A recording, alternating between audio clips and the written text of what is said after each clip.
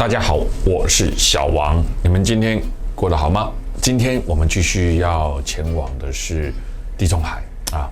哇，说到这个地中海，又是一个很特别的地方。地中海今天这艘船呢，它要开到阿尔卑斯山呢，会不会觉得凶悍吗？不是的啊，很简单啊，在欧洲旅游这个地中海的游轮啊，很简单啊，那个船就是怎样啊？今天你在，比如说你今天在意大利啊。玩完之后，你上了船啊，晚上睡觉啊，在船上睡觉，船就慢慢开，早上起来你就在法国了啊，就是这样子。所以今天这艘船呢，慢慢开到哪边？开到马赛啊。马赛又跟阿尔卑斯山有什么关系？那我们先来聊聊阿尔卑斯山好不好？阿尔卑斯山，哦天哪，想到都觉得太美了啊，怎么看都美。去了几百次也都不会觉得很烦了啊。但是基本上呢，我们是没有办法去到几百次那个要很有钱才可以啊。郭董可能可以啊。很多人就是告诉小王说，小王，疫情过后呢，我一定再跟你一起出国了。哇，天哪，我真的是感动啊，太感谢你们了，在电视上先谢谢你们啊。但是这个最大重点好像是，我要能先撑得过，对不对啊？这个疫情啊。这个就像我掉到水里面去那200公里岸上的人告诉我，赶快游过来吧你一定要游过来，我再请你吃大餐这个基本上你要先学会这个游泳，体力还要够好开玩笑了，真的很谢谢你们请你们放心我会好好锻炼我自己那说到阿尔卑斯山这个阿尔卑斯山呢，你是不是只有想到瑞士其实阿尔卑斯山呢，好像不只有瑞士吧阿尔卑斯山脉是欧洲最高横跨的范围最广的山脉它涵盖了意大利北边的边境那法国东南部、瑞士、列支敦士登奥地利德国的南部，还有这个斯洛伐克等等斯洛维尼亚不是斯洛伐克，斯洛维尼亚它可以被细分成这几个部分那应该说是认真来讲，应该说是从地中海到勃朗峰的西阿尔卑斯山奥地利跟意大利交界处的中阿尔卑斯山还有一个是从布伦纳山口一直到斯洛维尼亚的东阿尔卑斯山所以阿尔卑斯山呢共有128座超过4000公尺的山峰海拔。其中最高峰的就是白朗峰位于法国和意大利的交界处。那你就知道我今天要介绍哪了，对吧？跟着我们坐邮轮怎么可能去阿尔卑斯山？当然是我们的行程就安排了，下了船之后特别安排去了阿尔卑斯山的白朗峰。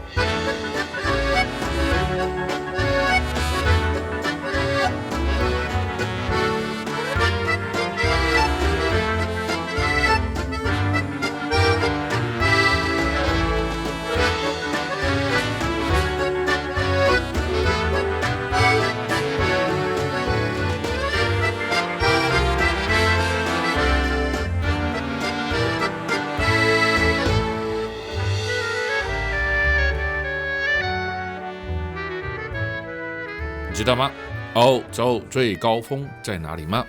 答案就是法国与意大利交界的白朗峰，标高4810公尺，来到法国边境小镇夏穆里在那边搭缆车上到阿尔卑斯山最高峰白朗峰。哇，夏穆里来到夏穆里，仿佛就像来到心旷神怡的世外桃源。夏穆里是我最喜欢的法国小镇之一，美到爆了这个小镇呢，标高也有1035公尺我们下了游轮之后就一路驱车 the bus 前往哪边？法国。哎呦，欧洲游轮之旅了，好处是什么？看尽欧洲的美景啊！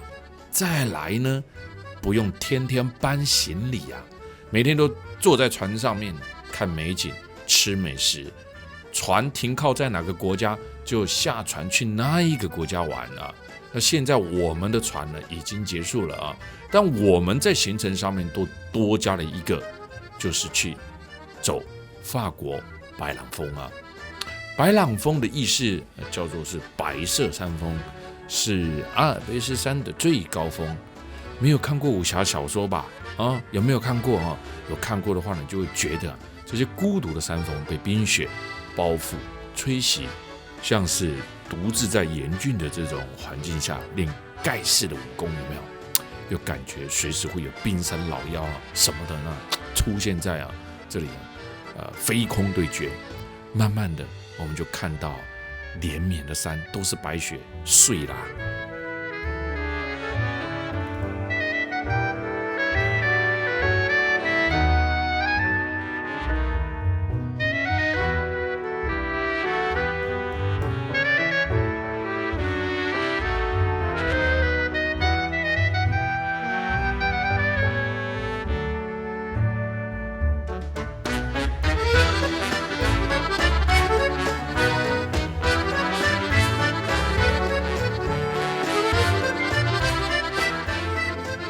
秋天的美景有没有看到？哎呦，看了好想赶快买机票，护照拿一拿，赶快出国，对不对啊？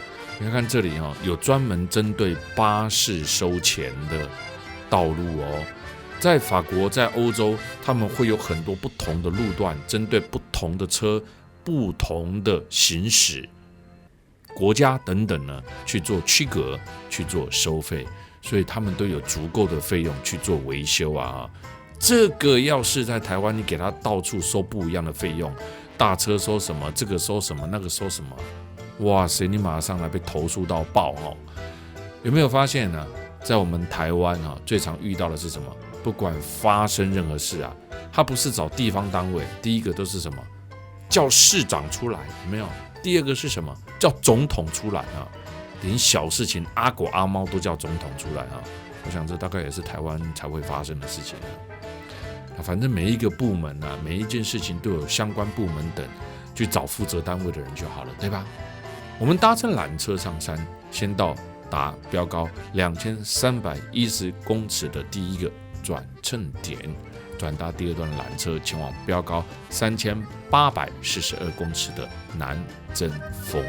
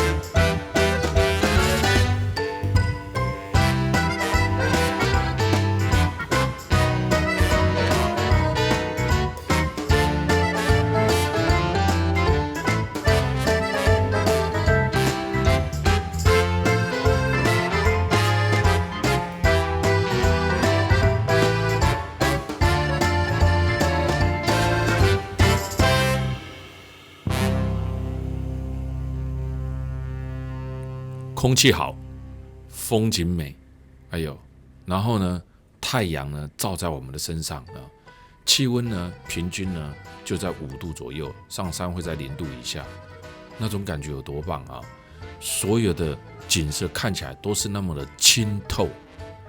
白朗峰是阿尔卑斯山山脉最高峰，也是法国境内第一高峰。1786年，白朗峰首次被人类征服。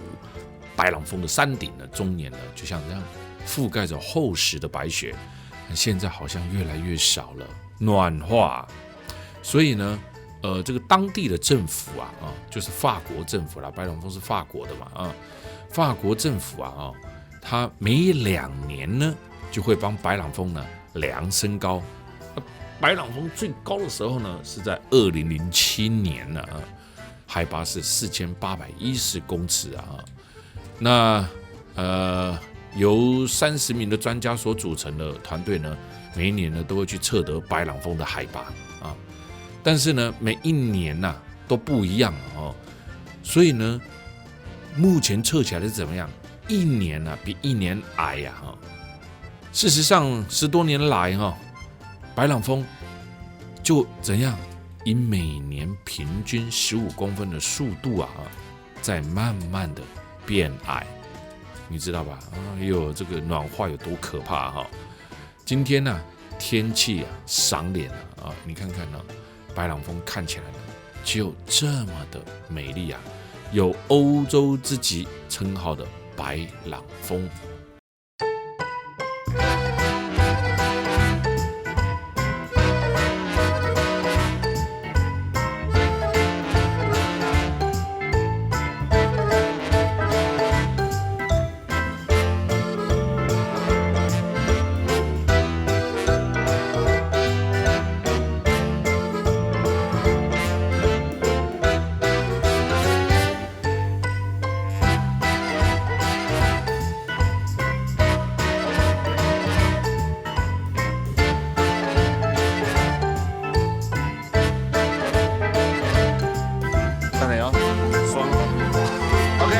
现在来到哪里？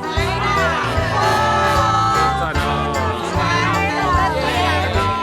！342公尺白朗峰，天空蓝。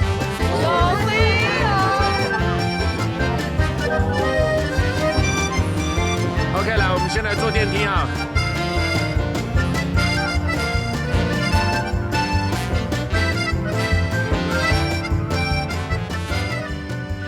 我的天哪，那有加水的啦哦！那上来这上面呢，什么烦恼都忘了哦。你看，从这里可以看到底下的法国小镇小穆里，也是我最爱的小镇呢。每一年呢，这里也吸引了大批的登山客来攀爬。登山客呢逐年增加，由于登山客的增加呢，不穿戴足够登山装备呢，或者是携带呢非必要的物品呢，就想上山的人也越来越多，就隐藏有安全呢和卫生的问题啊。有鉴于此呢，法国当地的政府、警方啊，法国的这个攀山联会和导游协会就共同商讨后呢，决定将这个攀登白朗峰的人数就限定为每天214人了。因为白朗峰一年四季都有雪，所以呢又叫白色少女、白色山峰之称呢。上面有很多很多山上的活动。你看这个是新的哦，做了一个透明的盖子，有没有？你就可以站在那里，然后赶快拍照。哇哟，那个照片价值连城啊！我每一次都讲一句话：什么东西假？眼睛看到是真的，摄影录影下来是真的，对不对啊？那过程当中你想拍就拍，漏拍了还有我们的影像带给你。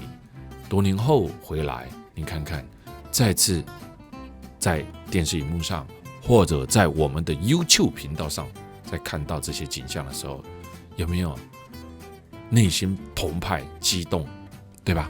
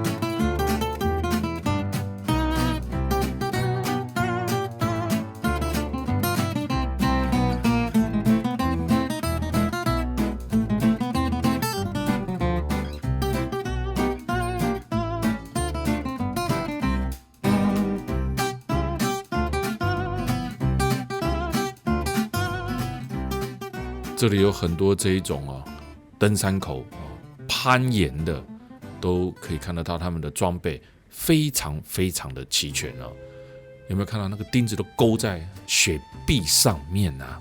他们等一下都准备来做攀爬，这个都是要技术的所以我前面才会说，每一年的登山客有这么多来爬这个白朗峰。人很奇怪人类总是有一种冒险的精神，你觉不觉得？会挑战一些可能别人做不到的事情，或者是想突破一些可能只有你才做得到的事情，你不觉得吗？所以我觉得每一个人都有想要勇于冒险的精神。但是呢，有时候有一些人冒险完毕之后不如预期又会怪东怪西你有没有发现我常觉得，其实打从娘胎出生以后你就是开始在对这个世界做探险跟冒险。你的年纪越长，会随着你的探险冒险越来越多，经验也越来越多。你喜欢一成不变的生活吗？我不喜欢我喜欢多变的生活，我喜欢来到这个世上能够带多少的经验跟回忆回去有好有坏，这是我自己拍但是我没有收音收进来所以我喜欢带着各式各样不同的回忆来到这个人世间，享受这个人世间，离开这里也是一样你看看我穿比较少，第一我不怕冷因为山上温度才0度左右很舒服有看到吗？哎呦，这个太美了！尤其是这山上还有一条缆车，我们是不是从法国上来？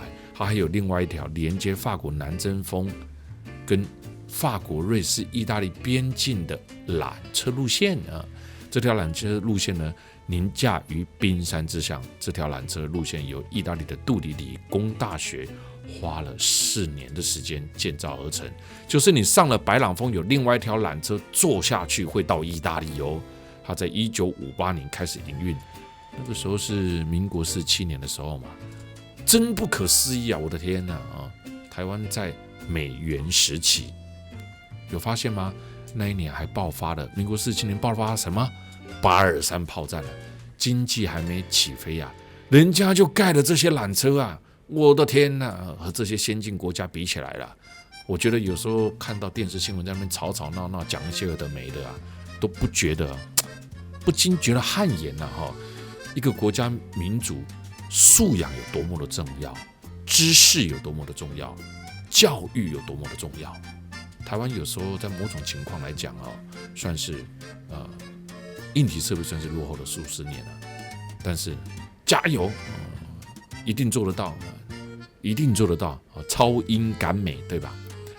那所以这刚刚有提到，上了白朗峰有一条延绵5公里终年冰封在白雪之中的白朗峰群峰一条缆车可以去欣赏但是我们旅游团比较难做到这一点但是也来到这个地方介绍给大家知道你看我们在沿途过程当中会看到这些景点，这个就是停靠站你可以缆车停到这一站，下去这边慢慢的走爬山1-2个小时，再上缆车再继续坐下来但是很难你知道吗？10多年前我上白朗峰的时候免排队10多年后我上白朗峰的时候呢，什么叫做排队我的天哪你没有事先预定，有时候白朗峰还上不去哇塞，我在新冠肺炎之前的那个欧洲旅游简直是挤爆了，真的人满为患精品店全部都写中文为什么？不是我们台湾厉害是中国人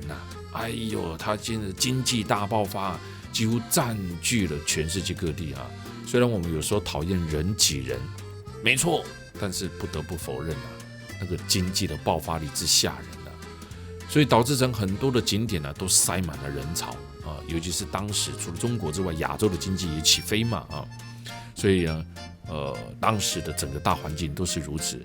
现在呢，没人为什么？新冠肺炎来加这所在的没法度去让这个世界呢再次回归到干净但是我还是希望赶快恢复让我们能够再来这个地方看看它美丽的景色白朗峰，哇，夏木里，我好怀念